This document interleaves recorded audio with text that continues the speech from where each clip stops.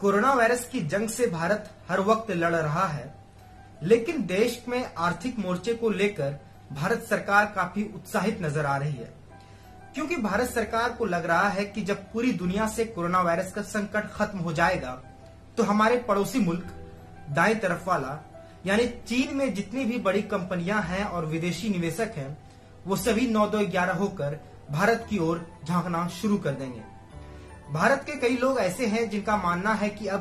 पूरी दुनिया में भारत एक बहुत बड़ा फैक्ट्री बनकर उभरने वाला है, जहां स्मार्टफोन से लेकर सुई तक सब कुछ बनने वाला है। दरअसल भारत को लग रहा है कि कोरोना वायरस से पूरी दुनिया चीन पर खफा है और जितने भी बड़े निवेशक कंपनी हैं, बड़े मैन्युफैक्चरिंग कंपनी हैं, वो सब चीन को छोड़कर भारत आने वाला है।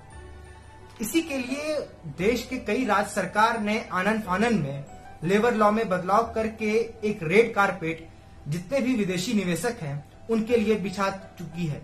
यूएसआईबीसी की प्रेसिडेंट और अमेरिकी विदेश विभाग के साउथ एशिया और सेंट्रल एशिया के असिस्टेंट मैनेजर रही निशा बिस्वाल का कहना है कि जितने भी मैन्युफैक्चरिंग यूनिट भारत में काम कर रही है, वहां उनके प्रोडक्शन रेट को बढ़ाया जा सकता है और वो मैन्युफैक्चरिंग यूनिट जो चाइना में काम कर रही है, वहां के मैन्युफैक्चरिंग को कट किया जा सकता है। लेकिन अचानक से पूरी सप्लाई चेन को चाइना में बंद कर देना यह आसान नहीं होने वाला है। इसके बाद फिलीपींस टाइम्स के फॉर्मर चीफ राहुल जैकब का कहना है कि सिर्फ लेबर लॉ के बदलाव से देश में मैन्युफैक्चरिंग यूनिट चीन से निकलकर नहीं आने वाली है। उसके लिए जिस प्रकार चीन हाईवे, सी पोर्ट पर काम करती है, वहां के इंटीग्रेटेड इंफ्रास्ट्रक्चर को बेहतर बनाती है, उसी तरह भारत सरकार को भी इन सभी प्रोजेक्ट पर काम करना पड़ेगा, क्योंकि ये सभी चीजें इंटरनेशनल कंपनियों के लिए काफी मायने रखती है। पिछले साल जिस प्रकार भारत ने खुद को रीजनल कॉम्प्रिहेंसिव इकोनॉमिक पार्टनरशिप यानी बहुपक्षीय व्यापार से खुद को अलग कर लिया था, उसका कहीं न कहीं दुष्परिणाम इस वक्त दिख सकता है। दरअसल जितनी भी इंटरनेशनल कंपनियां हैं, वो एक चीज पर बड़ा तवज्जो देती है, वो ये कि जो मैन्युफैक्चरिंग यूनिट जिस देश में लगाई जा रही है, क्या वो देश और उनके आस पड़ोस के जितने भी मुल्क हैं, क्या वो सामान को खरीदने की सक्षम हैं। दरअसल जितनी भी कंपनियां हैं वो आउटसोर्स से ज्यादा नेवर सोर्स पर तवज्जो देते हैं, यानी क्या उनके सामानों को वो देश खरीद सकते हैं जो देश मैन्युफैक्चर कर रहे हैं। एक और खबर सामने आई है, वो है लेबर लॉ को लेकर।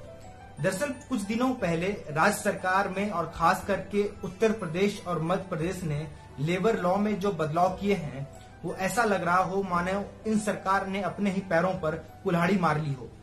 क्योंकि इन सरकारों ने लेबर लॉ में जो बदलाव किए हैं उसके तहत फैक्ट्री की साफ सफाई, वेंटिलेशन, लाइटिंग और टॉयलेट हाइजीनिक जैसी बातों को तवज्जो ही नहीं दिया है, जबकि जितनी भी बड़ी इंटरनेशनल कंपनियां होती है वो इन सब बातों पर काफी सेंसिटिव होती है।